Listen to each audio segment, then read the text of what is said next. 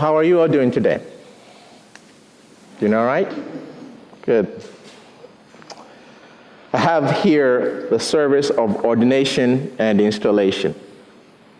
And in a little while, we're going to be calling forward our church officers, those that have said yes, and they will be ordained and installed for service. The first question we're going to ask them today is a question they've heard before. One of three questions. All church members answer this question. This is what it says. Trusting in the gracious mercy of God, do you turn from the ways of sin and renounce evil and its power in the world? And the response is, I do.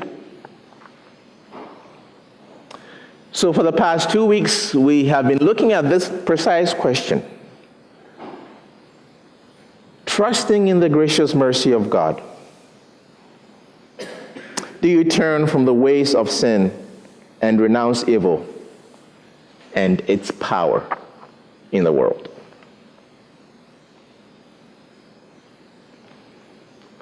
We've talked about grace for 2 weeks. That's the first part of the question. The second part of the question is sin and evil. Sin and evil. Somebody wrote a book entitled, Whatever Happened to Sin? We don't hardly talk about sin anymore. What did it disappear? What happened? What happened to evil? We don't acknowledge evil much anymore. Well, they are real, whether we acknowledge them or not. The book of Genesis has two stories about creation. Genesis chapter 1 has one story. Genesis chapter 2 has another story. There are two stories about creation in the book of Genesis. On day 6 of the first story, we come to the culmination of everything that God has created. And it says again and again and again that it was all very good. Now, I don't know what your view is regarding creation. Did it happen in 6 days? Was it 24 hours in a day as we know days, or was it a day of various lengths of hours? I mean, I don't know where you are with all of that, but I think this we can agree upon, that the universe is not an accident, that there is a certain intelligence in it. There is too much of it calculated and too precise for it to just sort of have just been. So even if we can't measure it by 24-hour increments in terms of days, at least we can agree that some intelligent being was involved in the making of things as they are. But it was good, according to the scriptures. It was all good. We get to chapter 3 and something happens. Remember the story. Sin enters into the picture. And the Hebrew scriptures tell a story about a snake that talked. Have you ever seen a snake that talks? Back in seminary, we had a huge debate over snakes and what they say. And at the end of the debate, the Old Testament professor said, now, here is what you need to remember. Not whether or not snakes speak. That's not important. He said what's important is what the snake said. What did the snake say? That's what's important. Not whether or not snakes talk. And the story says that this snake came along and suggested to Eve that perhaps God is holding back. holding the goods on them, not quite willing to share all that God has to share. And maybe if they just did this one thing God has says they should not do, maybe then they will become like God. And Eve bought it. It seems to me Adam was not standing too far from Eve. According to the story, Adam was right there, going right along. She took a bite, gave him the apple or whatever fruit it was. Maybe it was a kiwi, I don't know. He took a bite, and disobedience entered into this good creation of God. Okay? So that which was good wasn't just good, it was what the Bible calls shalom. And shalom is wholeness, right? I mean, it's fulfillment. It is harmony. Shalom is what you feel when for a split second it feels like, gosh, everything is in its place. I just have a sense that in all the world, this is exactly where I need to be precisely at this time. I'm not in a hurry to go anywhere. There is no conflict in this family anywhere. I mean, it's just like we are clicking. Everything is just, even the dogs and the cats are at peace. Everything is fine. Shalom, this sense of wholeness. There isn't any worry. There isn't any secret agenda. There isn't any bear under the saddle. There just isn't anything. It's just there. And there it is. I just feel, boy, this is perfect. That's shalom. And we all know it doesn't last very long. I mean, you just get a taste of it and you're glad you got a taste of it. So when sin and death enter to the picture, as Genesis talks about it, this shalom, right, that God enjoyed with Adam and Eve, according to this story, this shalom is broken. Because the story says that God used to stroll down the garden, used to talk with Adam and Eve, and once they took a bite of this apple and sin and death entered into the picture, they discovered they were naked, they went to hide, and the next thing we know, God comes looking for them, walking through the garden, and they are hiding. So the shalom, the wholeness, that freedom, that vulnerability, all of that which is encased in that idea is broken. That is what sin is. Sin is the breaking of this harmony, this shalom. And more than that, it is resisting the restoration of the shalom. That's what sin is. Sin doesn't only break God's shalom, it resists, it fights against any restoration. It'll find a way to make it an issue. It'll stick in the mud. It will find something to make sure that wholeness does not come back. That's what sin is. And Presbyterians say that we, standing on the grace of God, turn from sin and renounce evil and its power in the world.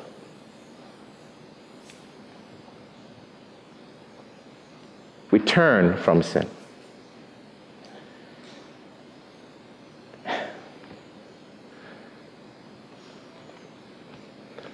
I've been thinking about Scrooge. Scrooge. Good old Scrooge. What's the name of the movie? The Christmas Carol, right?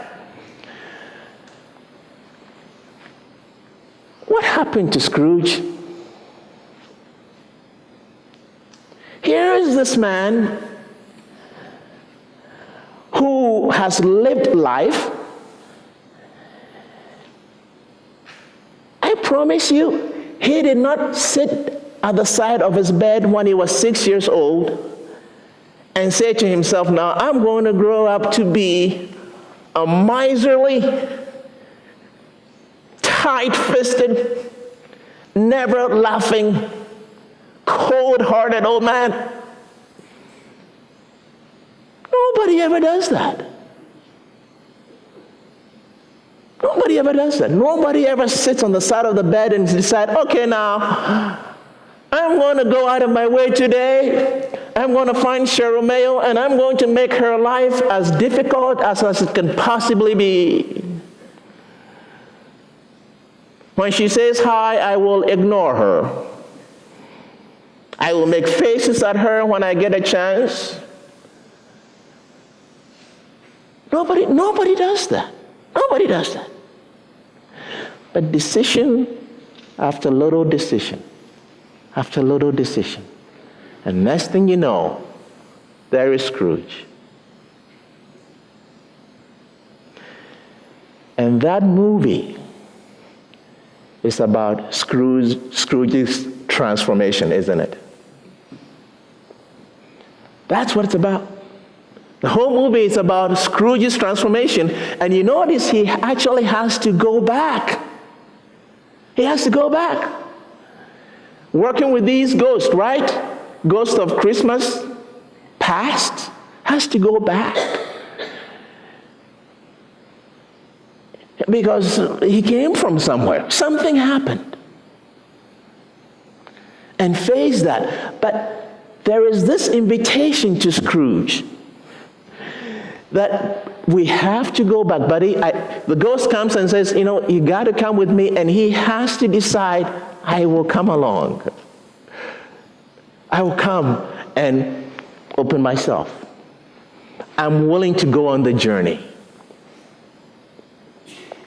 And we wait with bated breath until the end when Scrooge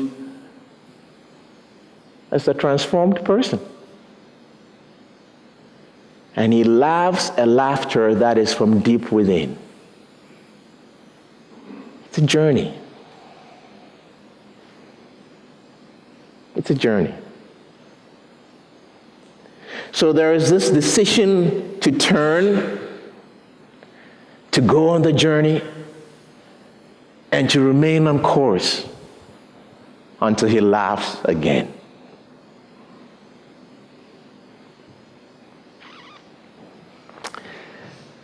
Now, I wonder if Scrooge was self-aware of precisely where he was before the first ghost showed up. Did he know that that's what he had become? And that's where he stood? And he knew people didn't like him, right? And all those things. But within himself, was he even aware? And Presbyterians say that we acknowledge that sin and evil have this formative power. They have the power to shape and mold us, just like Play-Doh, right? The kids play with, shape and mold us. And we are not willing to go along with it anymore. That's what we're saying. We're saying that we turn from sin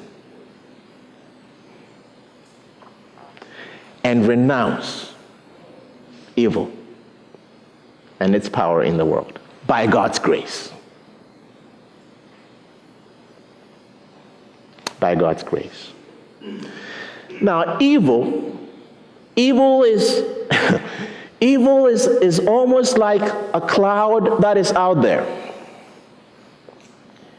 that has a life of its own and hangs out there and just continues to fester this harmony we've been talking about. This harmony that God made.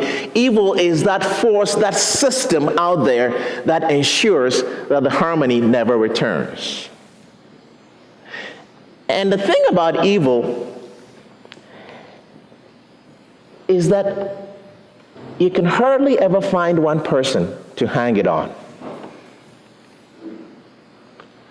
Sin, you might be able to find somebody, oh, you are the one who did that, or you told a lie, or you were not honest.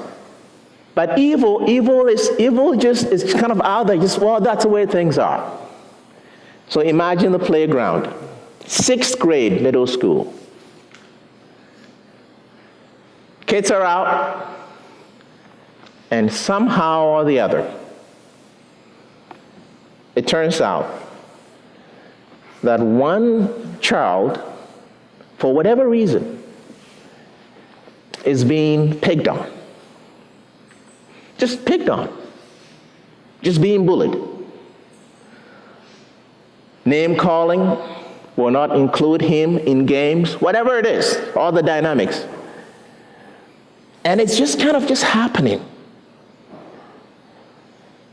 And you couldn't quite pin that on any one child. But it's each child making a small decision of going along, right? And the next thing you know, this group thing is just happening.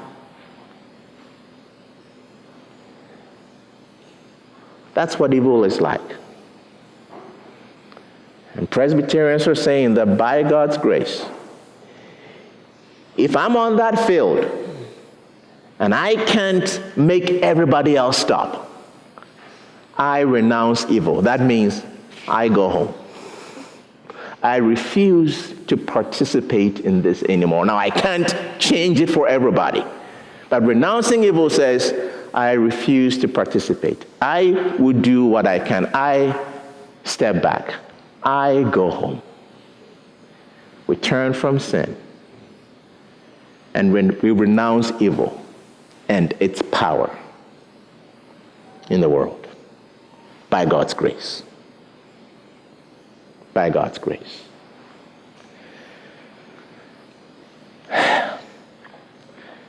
So the secretary took the phone call. Hello? Yes, I was wondering if I could come up and see the boss for a while. Reverend, are you sure you want to come up? It's kind of a cold. Sure, I want to come up, so okay. The Reverend comes in and, how are you doing, boss? Oh, I'm doing well. You know what, Reverend? Look, I have been very busy. I've been very busy. I've not been able to be at church for a while. But I tell you what, the tithe is in the mail. It'll be there in 2 days. I promise everything is fine. You know, just the other day, I was telling one of my friends about the stories you tell. You tell such wonderful stories. I love your stories. So, what's going on? Why are you here today? Oh, boss, I tell you, I came to tell you a story. Goody! I love your stories. I love your stories. Well, you know, there were these two farmers. Actually, one was kind of a landowner who had so many sheep that he needed to hire other people to help take care of the sheep. So he was kind of a rancher in charge. But next door was this other guy who only had one sheep, just one. He loved this one sheep. And if he used to feed his little sheep out of the palm of his arm, he loved this one sheep. Well, one day, our friend up the hill who has all the sheep had a visitor from out of town. And as we do, when visitors come in, you entertain them. And he had to slaughter a sheep. Well, guess what he did? He walked through all of his sheep to the other side of the hill, and he grabbed the one sheep of his neighbor, because he could, and slaughtered that one sheep and made a feast for his guest. You don't say. Yes. Where? Here in this kingdom? Who is it? He can't live in this kingdom? My goodness, we'll take care of that right now. Well, actually, boss, that man is you.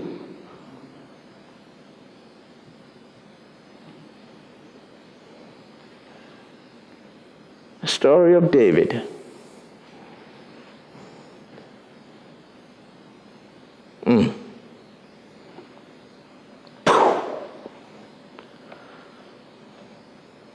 Nathan said to David, "You're the man."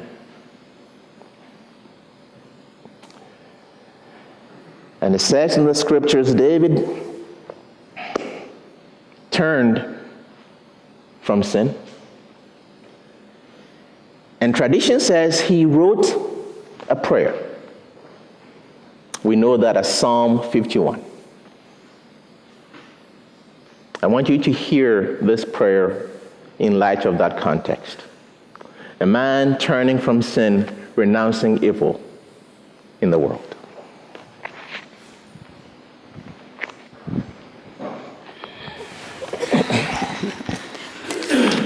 A reading from Psalm 51, verses 1 through 17. Listen to this prayer of the psalmist. Have mercy on me, O God, according to your steadfast love. According to your abundant mercy, blot out my transgressions. Wash me thoroughly from my iniquity and cleanse me from my sin. For I know my transgressions, and my sin is ever before me. Against you, you alone have I sinned and done what is evil in your sight, so that you are justified in your sentence and blameless when you pass judgment. Indeed, I was born guilty, a sinner when my mother conceived me. You desire truth in the inward being. Therefore, teach me wisdom in my secret heart. Purge me with hyssop, and I shall be clean. Wash me, and I shall be whiter than snow. Let me hear joy and gladness. Let the bones that you have crushed rejoice. Hide your face from my sins and blot out all my iniquities. Create in me a clean heart, O God, and put a new and right spirit within me. Do not cast me away from your presence, and do not take your spirit from me. Restore to me the joy of your salvation, and sustain in me a willing spirit. Then I will teach transgressors your ways, and sinners will return to you. Deliver me from bloodshed, O God of my salvation, and my tongue will sing aloud of your deliverance. O Lord, open my lips, and my mouth will declare your praise. For you have no delight in sacrifice. If I were to offer a burnt offering, you would not be pleased. The sacrifice acceptable to God is a broken spirit. A broken and contrite heart, O God, you will not despise. Amen.